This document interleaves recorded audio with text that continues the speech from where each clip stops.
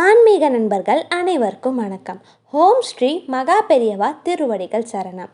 இன்றைக்கி நம்ம என்ன வீடியோ பார்க்க போகிறோம் அப்படின்னா, காசிக்கு சென்றால் அடுத்தது ஏன் ராமேஸ்வரம் அப்படின்னு சொல்கிறாங்க. உங்களுக்கு தெரியுமா? தெரிஞ்சுக்கலாம் வாங்க. வீடியோக்குள்ளே போகிறதுக்கு முன்னாடி இது வரைக்கும் நம்ம சேனலை சப்ஸ்கிரைப் பண்ணாதவங்க சப்ஸ்கிரைப் பண்ணிக்கோங்க. இந்த வீடியோ பிடிச்சிருந்துச்சுன்னா ஒரு லைக்கும் கொடுங்க. வாங்க இப்போ நம்ம வீடியோக்குள்ளே போகலாம். காசிக்கு அடுத்து ராமேஸ்வரத்தை ஏன் எல்லாருமே தீர்த்தமாட சொல்கிறாங்க? காசிக்கு சென்று வந்தால் ராமேஸ்வரத்துக்கும் செல்ல வேண்டுமா என்ன? காசியிலிருந்து தீர்த்தத்தை எடுத்து வந்து ராமேஸ்வரத்தில் இருக்கும் ராமநாத சுவாமிக்கு தீர்த்த அபிஷேகம் செஞ்சால் மட்டும்தான் காசிக்கு சென்ற புண்ணியம் கிடைக்கும் என்று சொல்கிறாங்க. அப்படி ராமேஸ்வரத்தில் பாவங்கள் தீர்ப்பதற்காக காரணம் என்ன? காசி காயவிற்கு அடுத்தபடியாக ராமேஸ்வரத்தில் தான் பாவங்கள் தீர தீர்த்தமாடி பித்ருதோஷ நிவர்த்தி, பித்ருக்களுக்கு திலஹோமம் எல்லாம் செய்வதற்கு காரணம் என்ன? ராமனுடைய பாவத்தையே நீக்கிய ஸ்தலம் அப்படிங்கிறதுனால நம் போன்ற சாதாரண மக்களுடைய பாவத்தை நிவர்த்தி செய்யாதா என்ன? அதற்காக தான் அந்த தீர்த்தங்களில் நீராடினா பாவங்கள் தீர்ந்து போகிறது என்று சொல்கிறாங்க. சீதையை கடத்தி சென்ற ராவணன் போரில் வென்ற ராமன் சிவபக்தனாகிய ராவணனை கொன்றதால வந்த பிரம்மந்தி தோஷத்தை நிவர்த்தி செஞ்சு கொள்வதற்கு ராமேஸ்வரத்தில் மணலில் சிவலிங்கம் பிடித்து வைத்து இறைவனை வேண்டி பூஜை செய்து தீர்த்தம் ஆடினாராம். அப்படி சிவனோட அருளால் பெரும் சிவபக்தனை கொன்ற பாவத்தை நீக்கி நல்லருள் பெற்றாராம். ராமன் இப்படி பிடித்த வைத்த சிவலிங்கம் ராமநாத சுவாமி அப்படின்னு அழைக்கப்படுறாரு. ராமனோட பாவத்தை தீர்த்து அவரையே சுத்தப்படுத்திய தீர்த்தங்கள் எல்லாம் அங்கேயே தான் இருக்கின்றது. அப்படிப்பட்ட தீர்த்தங்களில் நாமும் நீராடி நம்முடைய பாவங்களை போக்கிக் கொள்ளலாம். இதில் முக்கியத்துவமான பெரிதுமான தீர்த்தம் என்னன்னு பார்த்தீங்கன்னா அக்னி தீர்த்தம். வேறு எந்த கடலுக்கும் அக்னி அப்படிங்கிற பெயர் கிடையாது. இங்கே ராமேஸ்வரத்தில் கடலுக்கு அக்னி தீர்த்தம் அப்படிங்கிறது பெயர். மற்ற 22 தீர்த்தங்களும் கோவிலுக்கு உள்ளே இருக்கின்றது. இதில் கோடி தீர்த்தம் ராமனுடைய அம்பால் தோற்றுவிக்கப்பட்டது. ஆகையால் அந்த தீர்த்தத்தால் தான் ராமநாத சுவாமிக்கும் தாயாருக்கும் மற்ற தெய்வங்களுக்கும் தினமும் அபிஷேகம் நடைபெறுது.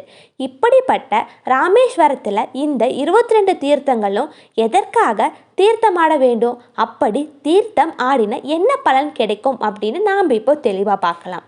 இங்குள்ள கடலை தவிர வேறு எந்த கடலுக்கும் அக்னிங்கிற பெயர் கிடையாது. அதற்கான காரணம் என்னன்னு பார்த்தீங்கன்னா, இலங்கையிலிருந்து சீதா தேவியை மீட்டு கூப்பிட்டு வந்த ராமர் சீதா தேவியோட கற்பை சந்தேகப்பட்டு தீயில இறங்க செய்தார். அப்படி தீயில இறங்கும்போது சீதா தேவியோட கற்பின் தீ அக்னியை சுட்டதாகவும் அந்த நெருப்பின் சூடு தாங்க முடியாமல் அக்னியே அந்த கடலில் மூழ்கி தீர்த்தம் ஆடியதாக கூறப்படுது. ஆகையால் இந்த கடலுக்கு அக்னி தீர்த்தம் அப்படின்னு பெயர் வந்தது. இந்த தீர்த்தத்தை நீராடி மாகாளய அமாவாசை மற்றும் அமாவாசை தினங்களில் இறந்து போன முன்னோர்களுக்கு திலஹோமமும் பித்ரு தர்ப்பணமும் செய்வது முன்னோர்களோட ஆசிரை கிடைக்க செய்யும். இந்த தீர்த்தத்தில் நீராடினா செல்வ வளமும் சகல ஐஸ்வர்யமும் கிடைக்கும். இந்த தீர்த்தத்தில் நீராடினா சொல் வளம் பெருகும். அதாவது யமன்கிட்டேயே வாதாடி தன்னோட கணவனை உயிரோடு மீட்டு வந்த சாவித்திரி போன்ற பேச்சு திறன் பெருகும். இந்த தீர்த்தத்தில் நீராடினா உலக நன்மை ஏற்படும். நாம் நல்வழிப்படுத்தப்படுவோம். இந்த தீர்த்தத்தில் நீராடினா அறிவு வளர்ச்சி, புத்தி கூர்மை, கல்வி வளம் உயரும். இந்த தீர்த்தத்தில் நீராடினா சுகபோக வசதி வாழ்வு தரும். சகல வசதியோடு வாழ்வோம். இந்த தீர்த்தத்தில் நீராடினா மன உறுதி உண்டாகும். செய்யும் செயலை திடத்தோடு செய்யும் உறுதி பெருகும். இந்த தீர்த்தத்தில் நீராடினா தடைப்பட்ட பணியை வெற்றி பெருகும், எடுத்த காரியம் வெற்றி அடையும். இந்த தீர்த்தத்தில் நீராடினா தடைகள் நீங்கும், வாழ்க்கையில் முன்னேற்ற பாதை செல்வோம். இந்த தீர்த்தத்தில் நீராடினா எதிரிகள் நீங்குவாங்க, நம்ம எதிர்ப்பவங்க நீங்குவாங்க. இந்த தீர்த்தத்தில் நீராடினா பகை மறையும், பகைவன் இல்லாத வாழ்க்கை பெறலாம். இந்த தீர்த்தத்தில் நீராடினா கவலை தரும், அனைத்து விதமான கவலைகளும் தீர்ந்துவிடும். இந்த தீர்த்தத்தில் நீராடினா உங்கள் துறையில் வல்லுனர் ஆகலாம், செய்யும் தொழிலே நாமே முதன்மையாக வரலாம். இந்த தீர்த்தத்தில் நீராடினா பிரம்மஹந்தி தோஷம் தீரும், கொலை பாதய செயல்களில் ஏற்பட்ட தோஷம் தீரும்.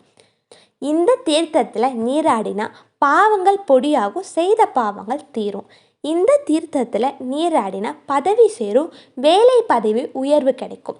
இந்த தீர்த்தத்தில் நீராடினா முன்னோரோட ஆசி கிடைக்கும், நம்ம முன்னோரோட கோபம் மறைந்து ஆசீர்வாதம் கிடைக்கும். இந்த தீர்த்தத்தில் நீராடினா முற்பிறவி செய்த பாவங்கள் நீங்கும், கர்மத்தால் முற்பிறவியில் செய்த பாவங்கள் நீங்கும், சகல பிணிகளும் தீரும், ஆரோக்கியம் மேம்படும், ஆயுள் விருத்தியாகும், பிடித்த கலை ஆதிக்கம் செலுத்த தொடங்குவீங்க, கலை ஆர்வம் அதிகரிக்கும், தலைமை பண்பு முதன்மை ஸ்தலம் கிடைக்கும், இந்த துறையாக இருந்தாலும் சரி முதன்மை இடம் கிடைக்கும். இந்த தீர்த்தத்தில் நீராடினா முக்தி அடையலாம். அனைத்தையும் விட பெரிய பேர் என்னன்னு கேட்டிங்கன்னா முக்தி அடைந்து இறைவனுடைய சரண் அடைவது. அந்த பெரிய பேர் இந்த தீர்த்தத்தில் நீராடினா கிடைக்கும். அப்பப்பப்பா, இவ்வளவு நன்மைகள் இருக்கின்றனவா இவற்றில்? ஹரஹர சங்கர ஜெய ஜெய சங்கர, ஹரஹர சங்கர ஜெய ஜெய சங்கர. அனைவருக்கும் நன்றி.